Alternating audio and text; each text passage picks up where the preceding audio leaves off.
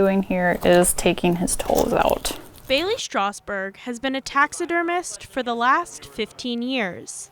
Now, she's nearly 2 weeks into her favorite season of the year, bear season. Every bear is a little bit different. The hunts are really neat, the stories that go along with it, the time you put into a bear.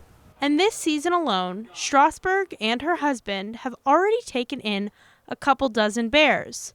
Strasberg credits the high temperatures recently for how busy they've been. And it kept the bears moving, kept them hitting baits, and that just made for a lot of successful hunts. Hunters then bring their harvest to taxidermy studios like North Country. That's where the dirty work begins. The behind-the-scenes work is pretty labor-intensive, so you don't just take in a bear and pop out a mount the next day. It's, a full day of prepping that animal to get it to where it needs to be a really nice mount at the end.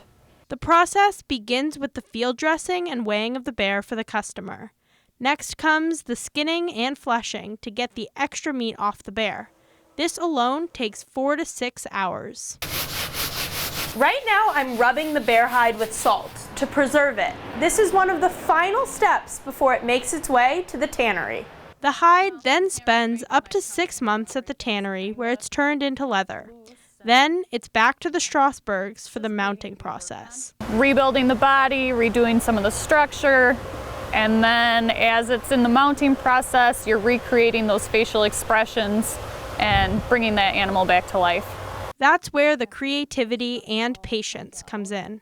Strasberg will put the final touches on the animal, which concludes the nearly full year process. In Hazelhurst, Lily Zoller, Newswatch 12.